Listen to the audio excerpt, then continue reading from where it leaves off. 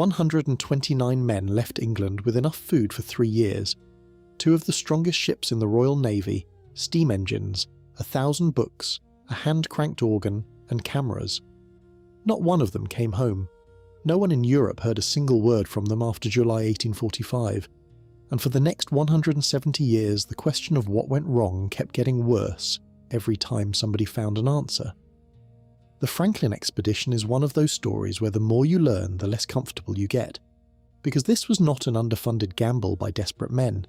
This was the best equipped Arctic voyage Britain had ever assembled, backed by the full confidence of the Admiralty, crewed by veterans and sent to finish a job that was, by the standards of the day, almost done. By the 1840s, Britain saw Arctic discovery as both a scientific mission and a public demonstration of imperial and naval supremacy. The Northwest Passage, a navigable sea route connecting the Atlantic to the Pacific through the Canadian Arctic, had been the great obsession for decades. The idea was simple enough. If you could sail over the top of North America, you could shorten trade routes to Asia and prove British command of the world's oceans in a way no other achievement could. Explorers like Parry, Ross and Back had charted most of the archipelago over years of brutal expeditions, returning with frostbitten crews and hard-won maps. What remained was a relatively short stretch of unknown water, the last missing link in the map. Franklin was supposed to fill in the gap, complete the passage, collect magnetic data to aid future navigation, and come home a hero. The Admiralty also drew up a web of potential relief strategies, in case nothing was heard after several seasons, which sounds prudent until you realise how little those plans would matter once the ice closed in. He had the resume for it. Sir John Franklin was already famous. He had commanded an 1818 polar voyage and led 2 gruelling overland expeditions along Canada's Arctic coast between 1819 and 1827. Those earlier trips had been appalling. His men nearly starved to death. They ate leather, lichen, and bones to survive. This earned him the nickname the man who ate his boots, which the British public found charming rather than alarming. When the Admiralty picked him to lead the 1845 voyage, the general feeling in London was optimism and pride. His ships were HMS Erebus and HMS Terror. The names sound like omens now, but they were just standard Royal Navy bomb vessel names. Bomb vessels were built to carry heavy mortars, which meant their hulls were unusually thick and rigid to absorb the recoil of firing. That structural toughness made them ideal for ice work. Both ships had already survived James Clark Ross's 1839 to 1843 Antarctic expedition, so this was not their first polar voyage. Several crew members had served on these exact ships before. For the Franklin voyage, both ships received serious upgrades. Their bows were sheathed with extra timber and iron plating to resist pressure from pack ice. They were fitted with auxiliary steam engines driving screw propellers, a genuine innovation for Arctic exploration at the time. Each ship also had a forced air heating system fed by the steam plant and equipment to distill fresh water from seawater. These were comforts and capabilities that no previous Arctic expedition had enjoyed. The confidence around the voyage was not baseless. On paper, Franklin had every advantage. The crew numbered 134 officers and men when they left Greenhithe on the Thames on the 19th of May 1845. 5 would be sent home from Greenland as unfit for service, leaving 129 to continue into the Arctic. Command was divided between Franklin as overall commander and captain of Erebus, Captain Francis Rawdon Moira Crozier commanding Terror and serving as second in command, and Commander James Fitzjames as Erebus's executive captain under Franklin. Many of the junior officers and seamen had prior polar or high latitude experience. The crew also included a naval band, a schoolmaster, and specialists for the scientific program, which tells you something about the ambition of the whole enterprise. This was not just an expedition, it was meant to be a mobile institution. The provisions were enormous. Tens of thousands of pounds of salted and preserved meat, along with ship's biscuit, flour, vegetables, raisins, tea, sugar, and other staples, all calculated to sustain 129 men for at least 3 years. The Admiralty expected that hunting and careful rationing could stretch that window even further if the ice proved stubborn. A large portion of the preserved food was in experimental tinned form supplied by a London contractor. Canning was still relatively new, and the Admiralty saw it as a modern advantage, a way to provide a relatively fresh, varied diet over multiple winters at sea. The tins were supposed to be one of the expedition's great strengths. Keep that in mind. Beyond the food, they loaded about 2,000 books, games, ample spirits, the organ, scientific instruments for magnetic surveys, chronometers, and equipment for making daguerreotypes. The scientific program was not an afterthought. The Admiralty's orders charged Franklin not just with sailing the passage, but with conducting systematic magnetic observations, zoological and botanical collecting, and detailed charting of every coastline he encountered. In 1845, this was as close to a floating research station as anyone had ever built, and the people who outfitted it genuinely believed they had thought of everything. They stopped at Stromness in the Orkney Islands for final fresh supplies, then crossed the North Atlantic to the Whalefish Islands off Greenland, arriving in early July. Officers and crew wrote and sent their last letters home. The 5 men judged unfit were discharged and sent back to Britain. In late July 1845, 2 whaling ships, Enterprise and Prince of Wales, reported seeing Erebus and Terror riding at anchor beside an iceberg in Baffin Bay, waiting for an opening to cross toward Lancaster Sound. That was the last time any European saw them alive. From Baffin Bay, the ships passed into Lancaster Sound and sailed north up Wellington Channel to about latitude 77 degrees north. They turned back and settled in for their first winter off Beechey Island, a tiny rock at the entrance to Wellington Channel. We know this because search parties in 1850 found Franklin's first winter camp on the island, along with 3 graves, stone outlines of storehouses, and remains of considerable activity on the beach. Those 3 graves belonged to Petty Officer John Torrington, Able Seaman John Hartnell, and Royal Marine William Brain. 3 young men dead in the expedition's very first winter, when provisions should have been plentiful and morale should have been high. The fact that they lost 3 crew members before even attempting the passage is the first sign that something was going wrong beneath the surface. At the time of discovery, though, no one knew what killed them. That answer would take another 130 years to arrive. Beechey Island itself became an important archaeological site. The grave markers still stand. Stone outlines of storehouses remain visible. Later rescuers built Northumberland House there as a supply depot, hoping Franklin's men might find it. They never did. The island sits at the entrance to Wellington Channel like a headstone for the expedition, and everything about it suggests men who were still organised, still functioning, still following procedure. Whatever was killing them had not yet become visible to the command structure. In 1981, Canadian anthropologist Owen Beattie launched the Franklin Expedition Forensic Anthropology Project. His team examined scattered human remains on King William Island and then focused on the Beechey graves. In 1984, they exhumed Torrington, whose body was startlingly well preserved in the permafrost. The cold had done what no embalmer could, kept his features, his clothing, even his expression intact after 138 years. Autopsy and tissue analysis pointed to pulmonary tuberculosis with pneumonia as the immediate cause of death. They also found very high lead levels in his bones, hair and nails. Beattie's team returned in 1986 to exhume Hartnell and Brain. The findings were similar: evidence of tuberculosis and pneumonia, no scurvy, and elevated lead levels, though lower than Torrington's. The implication was unsettling. Disease and some form of chronic toxic exposure were already degrading the crew's health during the first year, long before anything went visibly wrong with the ice or the route. After leaving Beechey in the summer of 1846, Erebus and Terror sailed south down Peel Sound and into Victoria Strait, along the western side of King William Island. On September 12, 1846, by the expedition's own later account, the ships became trapped in a heavy pack ice off the island's northwest coast. They would never break free.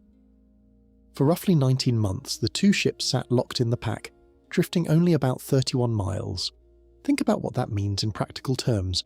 19 months frozen in place, surrounded by nothing but ice and darkness for much of the year, with temperatures that could drop below -40. The ships were designed for this, with their heating systems and insulation, but no amount of engineering can compensate for that kind of prolonged confinement. During that time, Franklin died. At least 23 other men died with him.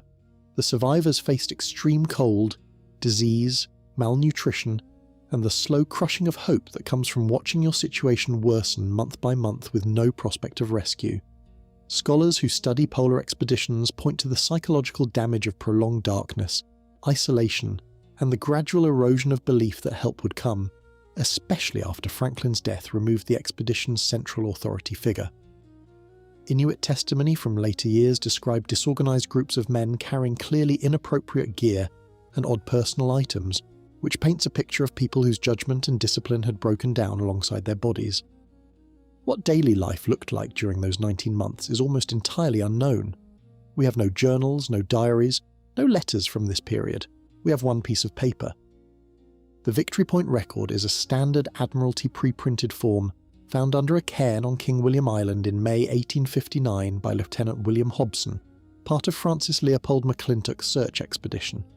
It carries 2 handwritten entries, and together they tell one of the bleakest stories in exploration history.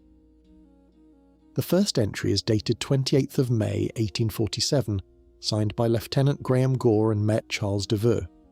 It reports that Erebus and Terror wintered at Beechey Island in 1845 to 1846, then spent 1846 to 1847 frozen in the ice near King William Island at latitude 70 degrees, 5 minutes north, longitude 98 degrees 23 minutes west. It ends with a phrase that now reads like a taunt, "all well." The second entry was written around the margins of the same form, in different handwriting nearly a year later. Dated 25th of April, 1848, it announces that the ships had been deserted on 22nd April, having been beset since 12th September 1846. 24 men were dead, 9 officers and 15 seamen, including Sir John Franklin, who had died on the 11th of June 1847. The 105 survivors under Captain Crozier intended to start the next morning for the mouth of the Back River, also called the Great Fish River, on the Canadian mainland. 11 months between all well and the announcement of Franklin's death and total abandonment. Something catastrophic happened in that window, and no surviving document describes it. What we can piece together comes from physical evidence and Inuit oral accounts. The 105 survivors landed on King William Island's northwest coast and began hauling boats and heavy sledges southward along the shoreline. Their destination, the mouth of the Back River, was roughly 400 kilometres away over sea ice and tundra. 400 kilometres. To cover that distance, they needed to drag boats weighing hundreds of pounds loaded with supplies, equipment and whatever personal possessions they refused to leave behind across frozen ocean and rocky ground. The terrain along King William Island's coast is bleak even in summer. Gravel ridges, scattered limestone, low ground that floods during snowmelt, and stretches of sea ice that can be broken, ridged, and nearly impassable. In April, all of that would have been covered in snow and swept by wind. These were men who had been confined to ships for nearly 2 years, already sick with tuberculosis and scurvy and zinc deficiency, eating declining rations and breathing recycled air in cramped quarters. Many would have had swollen, bleeding gums, joint pain, fatigue and depression before they ever set foot on the ice. The march was an act of desperation, not of confidence, and the landscape they walked into offered nothing but distance and cold. Most of the remains and artefacts found since the 1800s cluster along the island's west and south coasts, stretching as far as an area still called Starvation Cove near the Adelaide Peninsula. People died in stages, in small groups, scattered across the route over what appears to have been months or possibly years. This was not one event. It was a long, slow disintegration. Some groups may have tried to hunt, some may have turned back, some may have simply stopped walking and waited for the end. The distribution of remains suggests that the original party of 105 fragmented quickly, with different groups making different decisions about where to go and what to carry, and none of those decisions leading anywhere good. The first European to learn the truth was not a Navy man. In 1854, Scottish explorer John Rae was surveying near the Boothia Peninsula when he met Inuit near Pelly Bay. Rae was different from most of the British Arctic explorers of his era. He travelled light, wore Inuit-style clothing, hunted for food, and covered enormous distances on snowshoes. He listened to the people who actually lived in the Arctic, which is why they talked to him. The Inuit told him that 35 to 40 white men had been seen dragging a boat and sledge along King William Island's coast. Later, near the mouth of a large river matching the Back River, their bodies and fragments of a boat had been found. The Inuit also described broken long bones and kettles that had contained cooked human flesh. They showed Ray silver cutlery and other items that clearly belonged to Royal Navy officers. Ray reported everything to the Admiralty. Britain's response was furious denial. Lady Jane Franklin orchestrated a campaign to discredit both Ray and the Inuit testimony. She was a formidable political operator who had spent years cultivating relationships in Parliament and the press, and she used all of them.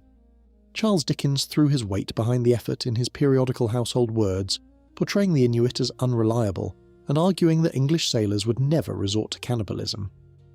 Dickens was the most famous writer in England, and his word carried enormous public influence. The unspoken message in all of this was obvious. If flesh had been eaten, it must have been the Inuit who did it, not Englishmen. It was dishonest, driven by imperial arrogance and racial contempt, and it held sway for a very long time. Ray, who had actually gone to the Arctic and spoken with eyewitnesses, was treated like an embarrassment. The Inuit, who had nothing to gain from lying, were dismissed as savages. Victorian Britain chose the story that protected its pride, and that story lasted for generations. But the evidence kept accumulating. Later, American expeditions collected more Inuit accounts that were entirely consistent with Ray's findings. Charles Francis Hall led 2 major expeditions in the 1860s, largely devoted to interviewing Inuit witnesses and locating Franklin relics. Hall was an obsessive self-funded amateur who believed he might still find living survivors, even 15 years after the expedition vanished.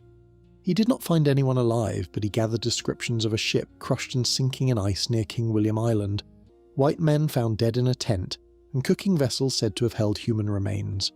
He also recorded details about the locations of camps and the condition of the dead that would prove consistent with later archaeological findings. Frederick Schwatka, in 1878 to 1879, undertook the longest sledge journey on record at that time to systematically comb the island's southwest coast. His party covered enormous distances on foot following the probable retreat route and found more skeletal remains and artifacts along what he interpreted as the final line of march.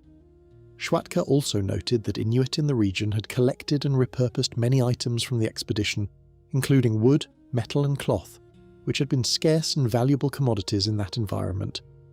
By the end of the 1800s, hundreds of objects had been collected from the island and the mainland coast and sent to museums. Cutlery, buttons, books, clothing, tools, but no shipwrecks, no journals and no logbooks. Just pieces of 129 lives scattered along 400 kilometres of Arctic coastline. Then, starting in the 1980s, the bones started giving up their secrets. Beechey and other researchers recovered scattered human remains from multiple sites on King William Island, concentrated around Erebus Bay, Booth Point and Starvation Cove. Subsequent work by archaeologists including Douglas Stenton and Anne Keenlyside refined the picture by cataloguing cut mark frequencies, mapping site distributions, and reassessing earlier museum collections. What the bone analysis showed was not ambiguous. Cut marks consistent with deliberate dismemberment and defleshing using metal blades appeared on bone after bone. Keenlyside's 1997 study of bones from an Erebus Bay site found such marks on 92 of 304 bones examined. Some long bones had been split to extract marrow, matching what the Inuit had described 140 years earlier with ugly precision. The pattern of camp placement and bone scatter across the island was consistent with small shifting groups dying over an extended period, not a single mass event. This matched Inuit narratives describing staggered encounters with living and dead men along the coast. The Victorians who called the Inuit liars were wrong. The physical record confirmed what Ray had reported in 1854. At least some groups of Franklin's men, in their last extremity, butchered the bodies of their dead and ate them. There is a temptation to look away from that, or to frame it as a moral verdict on the men. It is neither. These were people who had been trapped for years, starving, riddled with disease, freezing, walking toward a destination most of them would never reach. Cannibalism in that context is the last reflex of human beings who have exhausted every other option. What it actually tells us is how complete the collapse was. By the time men were cracking bones open for marrow, the expedition was not failing. It was already over, now the lead. Beatty's original 1980s analyses showed extremely high lead concentrations in the Beechey men, especially in Torrington's hair. He argued that faulty solder on the tinned provisions had poisoned the crew, causing confusion, weakness, and contributing directly to the disaster. This theory became the dominant popular explanation for years, especially after Beatty and John Geiger published Frozen in Time. Bad canned food as the smoking gun made for a clean narrative. The technology that was supposed to save them had killed them instead. Later research complicated that picture considerably. A University of Western Ontario study re-examined Franklin bones and concluded that the isotopic signature of the lead did not clearly support the tinned food sold as the main source. The lead may have come from shipboard plumbing, environmental exposure, or other sources common in mid-1800s Britain. A 2015 reanalysis of bone lead variation across several crew members found such varied burdens that it argued lead probably worsened existing problems in susceptible individuals rather than being a uniform poison affecting the whole crew equally. The newest work has opened a different line entirely. A detailed study of John Hartnell's fingernails and toenails used micro-analytical techniques to reconstruct his trace element status over time. His lead levels turned out to be within a normal range for that era. What the researchers found instead was strong evidence of zinc deficiency, probably from months of poor nutrition or an unbalanced diet. Zinc deficiency destroys your immune system. It causes lethargy, irritability, depression, and impaired wound healing. For men already fighting tuberculosis and scurvy at temperatures well below zero, losing zinc would have been devastating. The honest answer is that everything killed them. Tuberculosis and pneumonia were already doing damage before they left Beechey Island. Scurvy crept in as the food ran low, or turned out to be less nutritious than anyone had assumed. Zinc deficiency wrecked their immune systems. Lead exposure hit some men worse than others, and then they tried to walk 400 kilometers through the Arctic, while all of that was eating them from the inside. There was no single cause. It was all of it, layered on top of itself. The route made it worse. Victoria Strait, where the ships became trapped, is one of the most ice-choked stretches of water in the entire Canadian Arctic, a place where heavy multi-year ice accumulates and stays. Franklin had sailed into a trap, and by the time anyone realised that, it was too late. The search for the ships lasted over a century and a half. When no word came from Franklin by 1848, Lady Jane Franklin and public opinion pressured the Admiralty into action. Over the next decade, more than a dozen British and American expeditions probed the Canadian Arctic, making it the largest polar search effort in history up to that point. The irony is that all those search expeditions ended up mapping more of the Arctic than Franklin ever would have, which means his disaster did more for geography than his success would have. In 1850, a combined British-American group converged on Beechey Island and found the winter camp and the 3 graves, but no clues about what came after. In 1854, Ray returned with Inuit testimony and relics. After the Admiralty declared the officers and crew officially dead that same year, Lady Franklin privately funded yet another venture, chartering the small steam yacht Fox under Captain Francis Leopold McClintock. McClintock's 1857 to 1859 expedition made extensive use of Inuit guides and sledging parties. In May 1859, his Lieutenant William Hobson found the Victory Point record in its cairn on King William Island's northwest coast. McClintock's parties recovered additional relics and human remains along the south coast, and collected more Inuit stories of burdened, starving men dragging boats, which matched everything Ray had reported 5 years earlier. For much of the 20th century, the Franklin expedition existed in popular culture as a tragic but heroic failure, with the emphasis on British bravery and the grimness of the Arctic. Without ships or written records to anchor the story, myths and speculative theories grew freely. Mutiny, botulism, madness. The role of Inuit testimony was routinely questioned or ignored. The wrecks themselves stayed hidden. After 2008, Parks Canada launched systematic sonar surveys in partnership with the government of Nunavut, the Royal Canadian Navy, the Canadian Coast Guard, and private organisations. Years of painstaking sweeps during short summer ice-free windows produced nothing, until September 2014. A Parks Canada team detected a ship outline about 80 kilometres south of King William Island in Queen Maud Gulf. On September 2nd, 2014, side scans, sonar and dives confirmed it as HMS Erebus, lying in relatively shallow water and in good condition for a wooden ship that had been on the bottom for over 160 years. Divers have since documented the hull, recovered the ship's bell, and begun carefully exploring interior spaces, finding ceramic plates, bottles, and parts of the ship's steering and propulsion systems. A breakthrough just before the find came when archaeologists investigating an Inuit tent ring on a nearby island discovered a metal davit component and a wooden hawse plug matching Erebus's construction plans. Inuit stories had always said a ship went down in this area. They were right. 2 years later, in September 2016, the research vessel Martin Bergman, working with the Arctic Research Foundation, diverted into Terror Bay south of King William Island.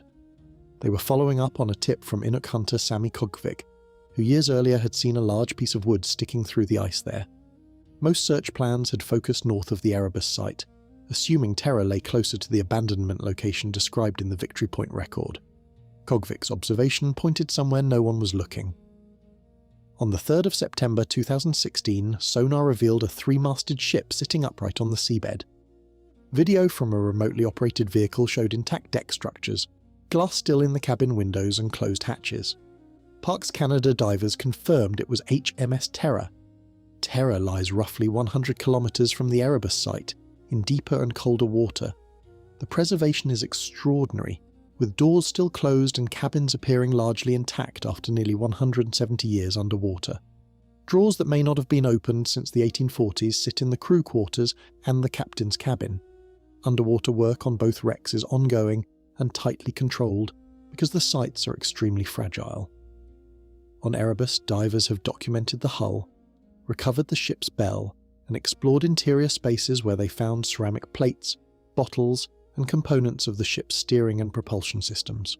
There is a real possibility that written records, official logs, personal journals, or private letters survived in sealed containers or protected interior spaces aboard Terror. None of that has been confirmed. Access to the ship's interior is deliberately slow, and every artifact recovery is carefully planned. But the condition of the ship, with its closed doors and undisturbed cabins, keeps that possibility alive in a way that no other aspect of the expedition can match. The positions of the wrecks raise questions the Victory Point record cannot answer. Erebus was found 80 kilometres south of where the ships were abandoned. Terror was in a completely different bay. At least one of the ships moved a significant distance after the April 1848 desertion.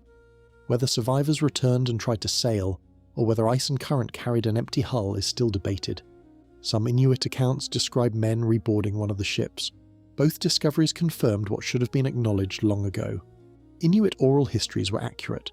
They described a ship sinking in shallower waters to the south, which is where Erebus was found.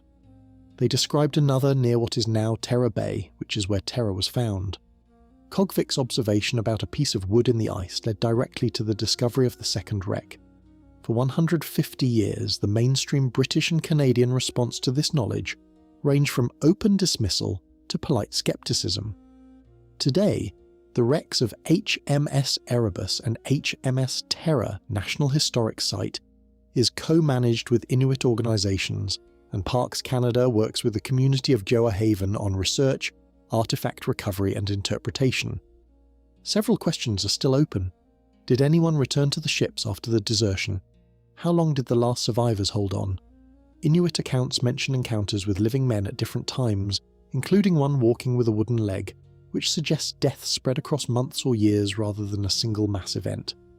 Could rigid Royal Navy habits, the unwillingness to adopt Inuit clothing, diet and travel methods, have narrowed their chances beyond what the environment alone demanded? Scholars still argue about this.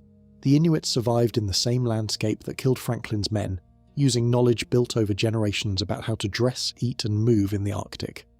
Whether a Royal Navy officer in 1848 could have swallowed his pride and adopted those methods is another question, but it is worth asking. And then there is the tantalising unknown. What records might still be sealed inside Terror, sitting in a desk drawer or a locked chest under 30 metres of Arctic water? If journals or logbooks survived, they could fill in the enormous blank between all well in May 1847 and the death notice of April 1848. That gap haunts every account of this expedition. What happened in those 11 months is the one story the Arctic still has not given up. Roald Amundsen finally completed a northwest passage between 1903 and 1906 by a more southerly route through shallower, narrower channels that Franklin's larger ships could never have navigated. It took Amundsen 3 years in a small vessel with a crew of 6, and even he spent 2 winters frozen in. His success proved that Franklin had been attempting to push through some of the most ice-choked water in the Arctic. The passage Franklin died for turned out to be one of the worst options on the map, a route where heavy multi-year ice could trap even modern icebreakers.